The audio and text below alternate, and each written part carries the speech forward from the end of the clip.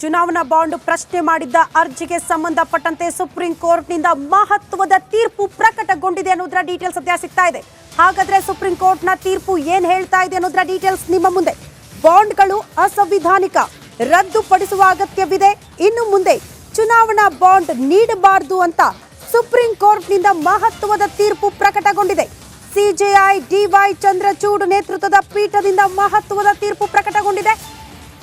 ಚುನಾವಣಾ ಬಾಂಡ್ ಪ್ರಶ್ನೆ ಮಾಡಿದ್ದ ಅರ್ಜಿಯ ತೀರ್ಪು ಇವತ್ತು ಪ್ರಕಟ ಆಗಿರೋದು ಸುಪ್ರೀಂ ಕೋರ್ಟ್ನಿಂದ. ಸುಪ್ರೀಂ ಕೋರ್ಟ್ ಬಹಳ ಸ್ಪಷ್ಟವಾಗಿ ಹೇಳ್ತಾ ಇರೋದು, ಬಾಂಡ್ಗಳು ಅಸಂವಿಧಾನಿಕ, ರದ್ದುಪಡಿಸುವ ಅಗತ್ಯವಿದೆ. ಇನ್ನು ಮುಂದೆ ನೀವು ಚುನಾವಣಾ ಬಾಂಡ್ ನೀಡಬಾರದು ಅಂತ ಸುಪ್ರೀಂ ಕೋರ್ಟ್ನಿಂದ ಮಹತ್ವದ ತೀರ್ಪು ಪ್ರಕಟಗೊಂಡಿದೆ. ಸಿಜೆಐ ಡಿವೈ ಚಂದ್ರಚೂಡ್ ನೇತೃತ್ವದ ಪೀಠದಿಂದ ಮಹತ್ವದ ತೀರ್ಪು ಪ್ರಕಟಗೊಂಡಿದೆ.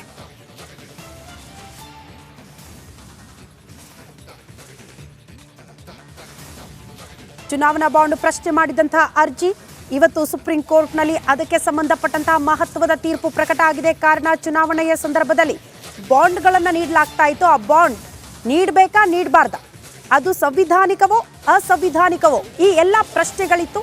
ಈ ಎಲ್ಲ ವಿಚಾರಗಳಿಗೆ ಸಂಬಂಧಪಟ್ಟಂತೆ ಒಂದು ಸ್ಪಷ್ಟ ತೀರ್ಪು ಸುಪ್ರೀಂ ಕೋರ್ಟ್ನಿಂದ. ಬಾಂಡ್ಗಳು ಅಸಂವಿಧಾನಿಕ, ಅದನ್ನ ರದ್ದುಪಡಿಸುವ ಅಗತ್ಯವಿದೆ ಅನ್ನೋದನ್ನ ಬಹಳ ಸ್ಪಷ್ಟವಾಗಿ ಸುಪ್ರೀಂ ಕೋರ್ಟ್ ತನ್ನ ಆದೇಶದಲ್ಲಿ ಪ್ರಕಟ ಮಾಡಿದೆ. ಹಾಗಾಗಿ ಇನ್ನು ಮುಂದೆ ಚುನಾವಣಾ ಬಾಂಡ್ ನೀಡೋ ಹಾಗಿಲ್ಲ, ನೀಡಬಾರದು ಅಂತ ಸುಪ್ರೀಂ ಕೋರ್ಟ್ ಮಹತ್ವದ ತೀರ್ಪು ಕೊಟ್ಟಿರೋದು. ಸಿಜೆಐ ಡಿವೈ ಚಂದ್ರಚೂಡ್ ನೇತೃತ್ವದ ಪೀಠದಿಂದ ಈ ತೀರ್ಪು ಸದ್ಯ ಪ್ರಕಟಗೊಂಡಿದೆ.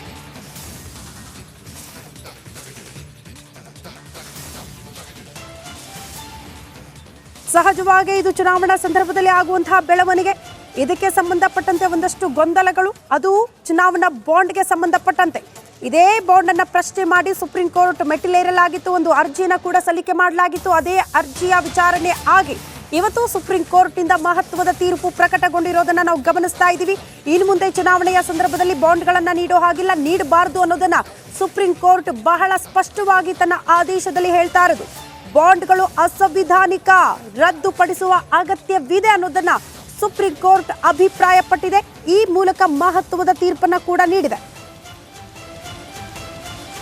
ಈ ಬಗ್ಗೆ ಮತ್ತಷ್ಟು ಡೀಟೇಲ್ಸ್ ಅನ್ನ ಕೊಡ್ತಾ ಹೋಗ್ತಾರೆ ನಮ್ಮ ಪ್ರತಿನಿಧಿ ನಟೇಶ್ ದೂರವಾಣಿ ಸಂಪರ್ಕದಲ್ಲಿ.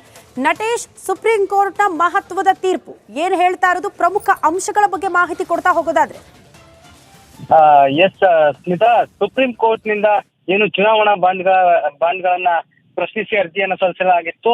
ಈ ಅರ್ಜಿಗೆ ಸಂಬಂಧಪಟ್ಟಂತೆ ಇವತ್ತು ಏನು ಮಹತ್ವದ ತೀರ್ಪನ್ನ ಪ್ರಕಟ ಮಾಡಿರ್ತಕ್ಕಂಥದ್ದು. ಅಂದ್ರೆ ಬಹಳ ಮುಖ್ಯವಾಗಿ ಸುಪ್ರೀಂ ಕೋರ್ಟ್ ಏನು ಸೂಚನೆಯನ್ನ ಕೊಟ್ಟಿದೆ ಅನ್ನೋದನ್ನ ನಾವು ನೋಡೋದಾದ್ರೆ, ಚುನಾವಣಾ ಬಾಂಡ್ಗಳ ಅಂದ್ರೆ ಇದರ ಬಗ್ಗೆ 2019ರಿಂದ ಮಾಹಿತಿ ನೀಡುವಂತೆ SBIಗೆ ಏನು ಸೂಚನೆಯನ್ನ ಕೊಟ್ಟಿರ್ತಕ್ಕಂಥದ್ದು. ಯಾಕಂದ್ರೆ ಬಹಳ ಮುಖ್ಯವಾಗಿ 2019ರಿಂದ ಇಲ್ಲಿಯ ತನಕ ಏನೇನೆಲ್ಲ ಮಾಹಿತಿಗಳಿದೆ ಅದರ ಸಂಪೂರ್ಣ ಮಾಹಿತಿಯನ್ನ ನೀಡುವಂತೆ SBIಗೆ ಸೂಚನೆಯನ್ನ ನೀಡಿರ್ತಕ್ಕಂಥದ್ದು. ಹಾಗೇನೆ ಬಹಳ ಮುಖ್ಯವಾಗಿ ಏನು ಚುನಾವಣಾ ಬಾಂಡ್ ನೀಡಿಕೆಯನ್ನ ಸಲ್ಲಿಸೋದಕ್ಕೆ ಇನ್ನು ಮುಂದೆ ಚುನಾವಣಾ ಬಾಂಡ್ ಅನ್ನ ನೀಡಬಾರದು ಎನ್ನುವ ಆದೇಶವನ್ನ ಏನು ಸುಪ್ರೀಂ ಕೋರ್ಟ್ ಕೊಟ್ಟಿರ್ತಕ್ಕಂಥದ್ದು. ಇಲ್ಲಿ ಬಹಳ ಮುಖ್ಯವಾಗಿ ಏನು ಅನಾಮಧೇಯ ಚುನಾವಣಾ ಬಾಂಡ್ ಸ್ಕೀಮ್ ಏನಿತ್ತು, ಇದಕ್ಕೆ ಸಂಬಂಧಪಟ್ಟಂತೆ ಸಂವಿಧಾನದ 19(1) ಹಾಗೂ ಮಾಹಿತಿ ಹಕ್ಕು ಕಾಯ್ದೆಯ ಉಲ್ಲಂಘನೆಯಡಿ ಈ ಒಂದು ಸುಪ್ರೀಂ ಕೋರ್ಟ್ ಮಹತ್ವದ ತೀರ್ಪನ್ನ ನೀಡಿರ್ತಕ್ಕಂಥದ್ದು. ಇಲ್ಲಿ ಬಹಳ ಮುಖ್ಯವಾಗಿ ನಾ ಹಿಂದೆ ಹೇಳಿದಾಗ 2 ಅಂಶಗಳು ಬಹಳ ಮುಖ್ಯವಾಗಿ ಈ ಒಂದು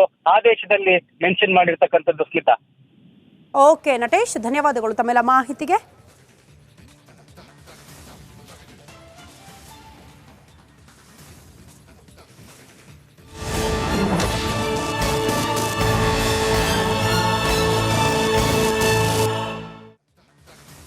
ನಿಮ್ಮ ರಿಪಬ್ಲಿಕ್ ಕನ್ನಡದಲ್ಲಿ ಕ್ಷಮಿಸು ಕಾವೇರಿ ಬೃಹತ್ ಕ್ಯಾಂಪೇನ್ ನಡೀತಾ ಇದೆ.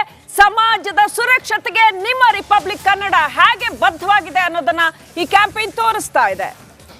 ಕ್ಷಮಿಸು ಕಾವೇರಿ ಅಂತ ನಾವು ಕಾವೇರಿ ತಾಯಿಯನ್ನ ಕೇಳ್ಕೊಳ್ಬೇಕಾದಂತ ಪರಿಸ್ಥಿತಿ ಬಂದಿದೆ. ಯಾಕಂತಂದ್ರೆ ಅಷ್ಟರ ಮಟ್ಟಿಗೆ ಕಾವೇರಿ ನದಿ ಮಲಿನವಾಗಿದೆ, ಕಲುಷಿತವಾಗಿದೆ. ಅದನ್ನ ಉಳಿಸೋದಕ್ಕೆ ನಿಮ್ಮ ರಿಪಬ್ಲಿಕ್ ಕನ್ನಡ ಕಂಕಣ ತೊಟ್ಟಿದೆ.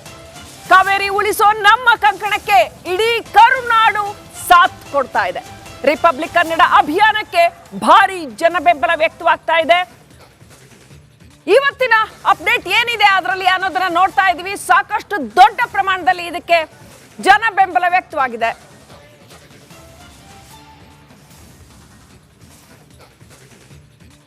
ಕಾವೇರಿಯ ಒಡಲನ್ನ ಕಲ್ಮಶ ಮಾಡಿ, ಕಾವೇರಿಯ ಒಡಲಿಗೆ ವಿಷಪ್ರಾಶನ ಮಾಡಿ ಬದುಕು ಕೊಟ್ಟಂತ ಜೀವನದಿಯನ್ನ ನಾವಿವತ್ತು ಹಾಳುಗೆಡುತ್ತಾ ಇದ್ದೀವಿ. ನಾವೇ ಮಾಡ್ಕೊಂಡಂತಹ ತಪ್ಪುಗಳಿಂದಾಗಿ ಕಾವೇರಿ ಇವತ್ತು ಕಲುಷಿತ ಆಗುತ್ತಿದ್ದಾಳೆ. ಕಾವೇರಿಯನ್ನ ನಾವು ಲಿಟ್ರಲಿ ಅತ್ಯಾಚಾರ ಮಾಡ್ತಾ ಇದ್ದೀವಿ ಅನ್ನೋದಕ್ಕೆ ಮತ್ತೊಂದು ಸಾಕ್ಷಿ ಈಗ ನಾನಿರುವಂತಹ ಜಾಗ ನೋಡಿ. ಇಲ್ಲಿ ಸುಮಾರು 100 ಮನೆಗಳಿದ್ದಾವೆ. ಈ 100 ಮನೆಗಳ ದಿನನಿತ್ಯದ ತ್ಯಾಜ್ಯ ಏನಿದೆ ಅಥವಾ ಚರಂಡಿಯ ನೀರು ಅಂತ ಏನು ಹೇಳ್ತೀವಿ, ಮನೆಯ ತ್ಯಾಜ್ಯ ಏನಿದೆ, ಅದನ್ನು ನಿಯಮ ಬಾಹಿರವಾಗಿ ನದಿಯ ಪಕ್ಕದಲ್ಲಿ ಈ ರೀತಿಯ ಒಂದು ಡ್ರೈನೇಜ್ ಹೊಂಡದ ರೀತಿಯಲ್ಲಿ ಮಾಡಿದ್ದಾರೆ. ಇಂಗು ಗುಂಡಿ ಅಂತ ಇದು ಡ್ರೈನೇಜ್ ಹೊಂಡ. ಸುಮಾರು 3 ವರ್ಷದಿಂದ ಈ ಹೊಂಡ ಇಲ್ಲೇ ಇದೆ. ಇಲ್ಲಿ ಹೊಂಡ ಯಾಕಿದೆ ಅಂತ ಹೇಳಿದರೆ, ಈ 100 ಮನೆಗಳಿದ್ದಾವಲ್ಲ, ನಮ್ಮ ದಿವಾಕರ್ ತೋರಿಸ್ಬೇಕು, ಈ 100 ಮನೆಗಳ ತ್ಯಾಜ್ಯ ಬಂದು ಸೇರೋದು ಈ ತ್ಯಾಜ್ಯ ಗುಂಡಿಗೆ. ನಿಯಮ ಬಾಹಿರವಾಗಿ ನದಿಯ ಪಕ್ಕದಲ್ಲಿ ಈ ಗುಂಡಿಯನ್ನು ಮಾಡಿದ್ದಾರೆ. ಈ ಗುಂಡಿಯ ತುಂಬಿದ ತ್ಯಾಜ್ಯ ಬಂದು ಹೋಗೋದು ಕಾವೇರಿ ನದಿಗೆ. ನೋಡಿ ಹೆಂಗೆ ಹೋಗ್ತಾ ಇದೆ ನೀರು, ಹೇಗೆ ಹೋಗ್ತಾ ಇದೆ. ಕಲುಷಿತ ಆಗಿರುವಂಥ ಈ ತ್ಯಾಜ್ಯದ ಗುಂಡಿಯ ನೀರು ಅಥವಾ ಈ ಕೊಳಕು ನೀರು ನದಿಗೆ ಸೇರಿ ನದಿ ಎಷ್ಟು ವಿಷವಾಗಿದೆ ಅನ್ನೋದನ್ನು ಗಮನಿಸ್ತಾ ಇದ್ದೀರಿ. ಈ ನದಿಯ ನೀರನ್ನು ನಾವೇ ಸೇವಿಸೋದು. ಬೆಂಗಳೂರು, ಮೈಸೂರು, ಮಂಡ್ಯ ಜನರು ಸುಮಾರು 381 ಕಿಲೋಮೀಟರ್ ಕರ್ನಾಟಕದಲ್ಲಿ ಹರಿದು ಹೋಗುವಂತಹ ಕಾವೇರಿ ನದಿ ಆ ನಂತರ ತಮಿಳುನಾಡು ಸೇರುತ್ತೆ, ಆ ನಂತರ ಬಂಗಾಳ ಕೊಲ್ಲಿಯನ್ನು ಸೇರುತ್ತೆ. ಟೋಟಲ್ ಆಗಿ 802 ಕಿಲೋಮೀಟರ್ವರೆಗೂ ಕೂಡ ಕಾವೇರಿ ನದಿಯ ಹರಿವೇನಿದೆ 13 ನದಿಗಳು ವಿಲೀನ ಆಗ್ತಾವಲ್ಲ, ವಿಲೀನ ಆಗಿ ಮತ್ತೊಂದು ಮಗದೊಂದು ಎಲ್ಲ ಆಗುವಂಥ ಸಂದರ್ಭ. ಈ ಕೊಳಕು ನೀರು ಈ ತ್ಯಾಜ್ಯ ಬಂದು ಸೇರಿ ಈ ನದಿಯನ್ನು ಸೇರುತ್ತೆ, ಕಾವೇರಿ ನದಿಯನ್ನು ಸೇರುತ್ತೆ. ಸಂಪೂರ್ಣವಾಗಿ ಕಾವೇರಿಯ ನದಿಯ ಒಡಲು ಇವತ್ತು ಕಲುಷಿತ ಆಗಿದೆ, ವಿಷವಾಗಿ ಪರಿಣಮಿಸಿದೆ. ನಾನು ಆಗಲೇ ಹೇಳ್ತಾ ಇದ್ದೆ, ಕಾಫಿ ಪಲ್ಪಿಂಗ್ ಒಂದು ಕಡೆಯಲ್ಲಾದರೆ ಈಗ ಗ್ರಾಮ ಪಂಚಾಯತ್ ಮತ್ತು ಸ್ಥಳೀಯ ಆಡಳಿತದ ಒಂದು ದಿವ್ಯ ನಿರ್ಲಕ್ಷ್ಯ ಎಷ್ಟಿದೆ ಅಂತ ಹೇಳಿದರೆ, ನದಿ ಪಕ್ಕದಲ್ಲಿ ಯಾರಾದರೂ ಚರಂಡಿ ಮಾಡ್ತಾರಾ, ನದಿ ಪಕ್ಕದಲ್ಲಿ ಯಾರಾದರೂ ತ್ಯಾಜ್ಯ ಗುಂಡಿಯನ್ನು ಮಾಡ್ತಾರಾ? ಅವರ ಉದ್ದೇಶವೇ ನದಿಗೆ ನೀರನ್ನು ಬಿಡೋದು, ತ್ಯಾಜ್ಯ ನೀರನ್ನು ಬಿಡೋದೇ ಅವ್ರ ಉದ್ದೇಶ ಆಗಿತ್ತು. ಆ ಕಾರಣದಿಂದಲೇ ನದಿಯ ತಟದಲ್ಲೇ ತ್ಯಾಜ್ಯ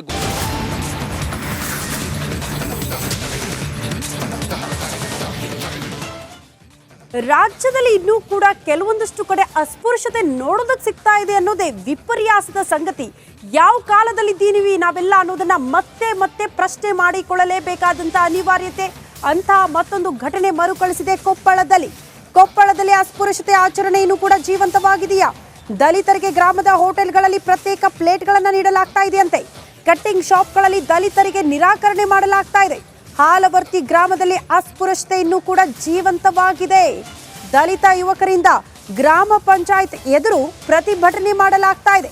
ದಲಿತರಿಗೆ ಸಮಾನತೆ ನೀಡುವಂತೆ ಪ್ರತಿಭಟನೆ ಮಾಡ್ತಿದ್ದಾರೆ ಯುವಕರು ಅನ್ನೋದರ ಡೀಟೇಲ್ ಸಿಗ್ತಾ ಇದೆ ನೋಡಿ. ಪದೇ ಅಸ್ಪೃಶ್ಯತೆ ಹೋಗಲಾಡಿಸುವ ಸಂದೇಶಗಳು, ಭಾಷಣ ನಾವೆಲ್ಲ ಕೇಳ್ತೀವಿ. ಸರ್ಕಾರ ಕೂಡ ಆ ನಿಟ್ಟಿನಲ್ಲಿ ಏನೇ ಕ್ರಮಗಳನ್ನು ತಂದರೂ ಕೂಡ ಜನರ ಮನಸ್ಥಿತಿಯನ್ನ ಬದಲಾವಣೆ ಮಾಡೋದಕ್ಕೆ ಸಾಧ್ಯ ಆಗ್ತಾ ಇಲ್ವಲ್ಲ ಅನ್ನೋದೇ ವಿಪರ್ಯಾಸದ ಸಂಗತಿ.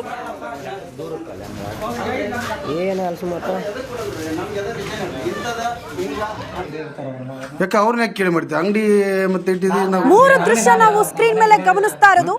ಒಂದು ಕಡೆ ಕಟಿಂಗ್ ಶಾಪ್ ಅಲ್ಲೂ ಕೂಡ ದಲಿತರು ಅಂತ ಗೊತ್ತಾದ್ರೆ ಒಳಗಡೆ ಸೇರಿಸಲ್ವಂತೆ, ಅವ್ರನ್ನ ಆಚೆ ಹಾಕ್ತಾರೆ, ಆಚೆ ಕಳಿಸ್ತಿದ್ದಾರೆ ನಮ್ಮನ್ನ ಅಂತ ಯುವಕರು ಆಕ್ರೋಶ ವ್ಯಕ್ತಪಡಿಸಿದ್ದಾರೆ. ಮತ್ತೊಂದು ಕಡೆ ಹೋಟೆಲ್ಗಳ ದೃಶ್ಯವನ್ನ ನಾವು ಗಮನಿಸ್ತಾ ಇದೀವಿ. ಹೋಟೆಲ್ಗಳಿಗೆ ದಲಿತರೇನಾದ್ರೂ ಹೋದ್ರೆ ಅವರಿಗೆ ಪ್ರತ್ಯೇಕವಾಗಿ ಪ್ಲೇಟ್ಗಳನ್ನ ಕೊಡ್ತಿದ್ದಾರಂತೆ. ಯಾವುದೋ ಒಂದು ಕಾಲದಲ್ಲಿ ಇಂಥ ಆಚರಣೆಗಳನ್ನ ನೋಡ್ತಾ ಇದ್ವಿ, ಬಟ್ ಈಗಲ್ಲ. ಎಲ್ಲರೂ ಸಮಾನರು ಅನ್ನುವಂತ ಕಾಲದಲ್ಲೇ ದಲಿತರು ಇವ್ರನ್ನ ಒಳಗಡೆ ಕರ್ಕೊಳ್ಬಾರ್ದು, ಇವ್ರಿಗೆ ಬೇರೆ ಪ್ಲೇಟ್ ನೀಡಬೇಕು, ಇವ್ರನ್ನ ಮುಟ್ಟಿಸ್ಕೊಳ್ಬಾರ್ದು, ಈ ರೀತಿಯ ಆಚರಣೆ ಇನ್ನೂ ಕೂಡ ಕೊಪ್ಪಳದಲ್ಲಿ ಜೀವಂತವಾಗಿದೆ ಅನ್ನೋದೇ ವಿಪರ್ಯಾಸದ ಸಂಗತಿ. ಇದನ್ನೆಲ್ಲ ಹೋಗಲಾಡಿಸ್ಬೇಕು, ನಾವೆಲ್ಲರೂ ಸಮಾನರು, ಸಮಾನತೆಯನ್ನ ತರಲೇಬೇಕು ಅಂತ ಯುವಕರು ಇವತ್ತು ಪ್ರತಿಭಟನೆಗೆ ಮುಂದಾಗಿರೋದನ್ನ ನಾವು ಗಮನಿಸ್ತಾ ಇದೀವಿ. ಮೂರು ದೃಶ್ಯ, ಒಂದು ಕಡೆ ಹೋಟೆಲ್, ಮತ್ತೊಂದು ಕಡೆ ಕಟಿಂಗ್ ಶಾಪ್. ಎಲ್ಲೇ ಹೋದ್ರೂ ಕೂಡ ದಲಿತರು ಅನ್ನೋ ಕಾರಣಕ್ಕೆ ಅವರನ್ನ ಆಚೆ ಕಳಿಸೋದು, ಇಲ್ಲ ಪ್ರತ್ಯೇಕ ಪ್ಲೇಟ್ಗಳನ್ನ ನೀಡೋದು, ಈ ರೀತಿ ಆಚರಣೆ ಆಗ್ತಾ ಇರೋದ್ರಿಂದ ಯುವಕರು ಆಕ್ರೋಶ ವ್ಯಕ್ತಪಡಿಸಿದ್ದಾರೆ. ಅದನ್ನ ಯಾಕೆ ಕೇಳೋದು? ನಿನ್ನ ಅಂಗಡಿ ನೀ ಮಾಡಕತ್ತಿ, ನಿನ್ ಕೇಳಬಲ್ಲ ಅದ್ ಮಾಡಕತ್ತೇನಂದ್ರ ಅದನ್ನ ಹೇಳಿಲ್ಲ. ಯಾಕೆ ಮಾಡಲ್ಲಪ್ಪ ನಿನಗ? ಯಾಕೆ ಪ್ರೊಸೆಸಿಂಗ್? ನಿನ್ನ ಅಂಗಡಿ ನಾ ಗಿರಾಕಿ ಮಾಡಲ್ಲ ಅಂತಲ್ಲಿ ಏನೋ ಪ್ರೊಸೆಸಿಂಗ್ ಐತೆ ಅಂತಲ್ಲಪ್ಪ. ನೋಡಿ, ಕರಾವಳಿ ಭಾಗದಲ್ಲಿ ಮತ್ತೊಂದು ಹಂತದ ಧರ್ಮ ಯುದ್ಧ ನಡೀತಾ ಇದೆಯಾ ಈ ಪ್ರಶ್ನೆ ಕಾಡ್ತಾ ಇದೆ. ಯಾಕೆ, ಕಾರಣ ಏನು? ಸ್ಟೋರಿಗೆ ಡೀಟೇಲ್ಸ್ ನಿಮ್ಮ ಮುಂದೆ ಸ್ಮಾಲ್ ಬ್ರೇಕ್ನ ಬಳಿಕ.